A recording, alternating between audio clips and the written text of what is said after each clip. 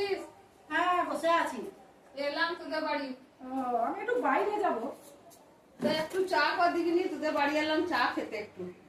আর বাবা চা জানো তো কি বলবো, এখন চা চিনির যা দাম হয়েছে না, আমরা তো ধরো বাইরে কিনে খাই, এইটুকু চায়ের দাম 10 টাকা। তা আমাদের আবার কি জানো তো, ছোট কাপ নাই, আমাদের আবার বড় বড় কাপ, দেখবে কাপগুলো দেখায়, তাহলে ওই চায়ে কত দাম হবে বলো দেখিনি।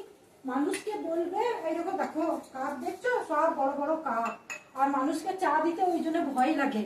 এবারে কোথায় বলো দেখিনি, এই এক কাপের চায়ের দাম কত হবে, এইটুকু যদি 10 টাকা হয়, এটি 20 টাকা দাম হবে।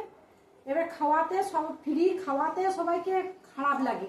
এই যে তোমাকে যে খাওয়াবো, তুমি এই চাটি তোমার ঘরে, তো আর আমি চা খেতে যাবো না বলো, তাহলে আমার 20 টাকা জলে চলে গেল। আর বাবা আজকে দিনটি দে, একটু চা খুঁজলাম তো তুই চা দিচ্ছিস না, আর আসবো না আর চা খেতে। আর বাবা এখন চাইলে দিতেই হবে, বসো চা এনে দিচ্ছি, বসো। একটু দে। একটুকু আমরা দিতে পারি না, দিলে বাবা যখন দেবো লোকের কাছে বলে বেড়াবে যে আমাকে এইটুকু চা দিয়েছে, তাতে 1 কাপ চা এনে দিচ্ছি, খাও বসে বসে।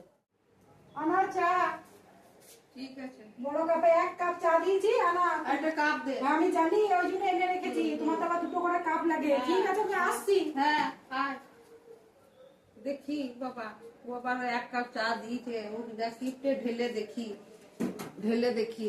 হ্যাঁ বাবা রে, চাটা পড়েই যাবে মনে হচ্ছে। এ বাবা, চা কই গো? চাই নাই যে, একটা ঢাকনা লাগিয়ে দিয়েছে।